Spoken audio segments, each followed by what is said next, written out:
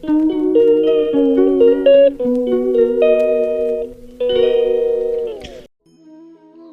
বন্ধুরা, প্রথমেই সবাই আমার প্রণাম, প্রীতি ও শুভেচ্ছা নেবেন। আশা করি সবাই ভালো আছেন। আজকে আরেকটা নতুন গল্প নিয়ে আপনাদের সামনে আসলাম। যদি ভালো লেগে থাকে তাহলে প্লিজ আমার চ্যানেলটা সাবস্ক্রাইব করবেন, লাইক করবেন আর অন্যকে দেখার সুযোগ করে দেবেন, মানে আমার চ্যানেলটা শেয়ার করে দেবেন। রাধে রাধে। চিন্তা, এই চিন্তাটা আমাদের পিছু ছাড়ে না। দেখবেন সুখে থাকলেও চিন্তায় আমরা ভুগি, আবার যখন আমাদের কোনো মানে কোনো একটা কষ্টের মধ্যে থাকি তখন আমরা চিন্তায় থাকি, তাই না? চিন্তা হচ্ছে আমাদের মনের একটা বড় সঙ্গী। কিন্তু চিন্তার ধরন আলাদা আলাদা। মাতা যশোদার চিন্তার ধরন ছিল এক ধরনের, গোপিকাদের চিন্তার ধরন ছিল এক ধরনের, আর আমাদের শ্রীমতী রাধিকার চিন্তার ধরন ছিল এক ধরনের। কিন্তু এই তিনজনেরই চিন্তার ধরনটা আলাদা ছিল ঠিকই, ভগবান শ্রীকৃষ্ণকে নিয়ে আলাদা আলাদা। তাই চলুন আজকে আমরা ছোট্ট একটা গল্পের মাধ্যমে আমরা এই চিন্তা কতটুকু করতেন ভগবান শ্রীকৃষ্ণকে নিয়ে তারা আমরা একটু আস্বাদন করব। শ্রীকৃষ্ণ যখন সমস্ত গোপিকাদের সঙ্গে রাসলীলা করতেন তখন তারা ভীষণ আনন্দ পেতেন গোপিকারা। কিন্তু কোনো এক সময় ভগবান শ্রীকৃষ্ণ গোপিকাদের বলতেন গৃহে ফিরে যেতে। তখনই তাদের মনটা একেবারে ম্লান হয়ে যেত, কেননা ভগবান শ্রীকৃষ্ণের সামনে যখন তারা থাকতেন তখন তাদের গৃহে ফিরে যাওয়ার কথা শুনলেই যেন মাথাটা গরম হয়ে যেত। ভগবান শ্রীকৃষ্ণের সামনে আসলে তারা তাদের পরিবার বলুন, সন্তান বলুন, স্বামী বলুন, সবার কথা তারা ভুলে যেতেন।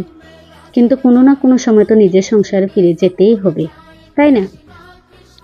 তাই ভগবান শ্রীকৃষ্ণ গোপিকাদের বলতেন কোনো এক সময় তোমরা গৃহে ফিরে যাও। তখন তাদের সেই প্রস্তাবটুকু ভালো লাগতো না। তারা মর্মাহত হয়ে দীর্ঘশ্বাস ত্যাগ করেছিলেন এবং তাদের সুন্দর মুখমণ্ডল শুকিয়ে যেত।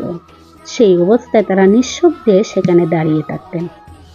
তারা তাদের পায়ের নখ দিয়ে মাটিতে রেখা অঙ্কন করেছিলেন এবং তাদের অশ্রু দ্বারায় দৌত হয়ে চোখের কাজল কুমকুমের সঙ্গে মিশে বক্ষস্থলে পতিত হচ্ছিল। মানে কতটুকু যে এই গোপিকারা ভগবান শ্রীকৃষ্ণকে ভালোবাসতেন, এই ছোট্ট একটা গল্প থেকে আমরা বুঝতে পারছি। আমরা কি পারবো সেই গোপিকাদের মতো ভগবান শ্রীকৃষ্ণকে ভালোবাসতে? পারবো না। যখনই আমরা দেখবেন ঠাকুর করে আমরা পুজো দিতে বসছি তখনই দেখবেন আমাদের পিছনের একটা চিন্তা চলে আসে মাথায়। এই তো আমরা রান্না বসাবো, এই তো আমরা ছেলেদের মেয়েদেরকে স্কুলে পাঠাবো।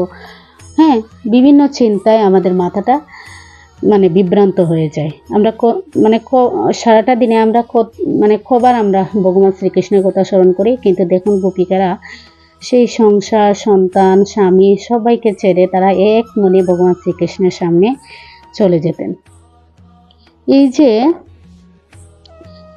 তারা চিন্তা করতেন, অশ্রুটা পড়তো তাদের চোখ থেকে, এটি হচ্ছে প্রেমজনিত চিন্তার একটি দৃষ্টান্ত।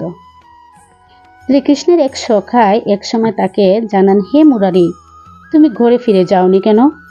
তোমার মা তোমার জন্য উৎকণ্ঠিত হয়ে পড়েছেন এবং অনেক কষ্টে সারা সন্ধ্যা গৃহের বাহিরে বসে আছেন। তুমি তাড়াতাড়ি বাড়ি ফিরে যাও। তুমি খেলায় মগ্ন থেকে তোমার মায়ের কথা একটা বারও মনে পড়ে না? তুমি যে এইভাবে যে খেলেই যাচ্ছ, তোমার মা তো চিন্তায় মগ্ন হয়ে আছেন। এটা হচ্ছে প্রেমজনিত উৎকণ্ঠার একটি দৃষ্টান্ত।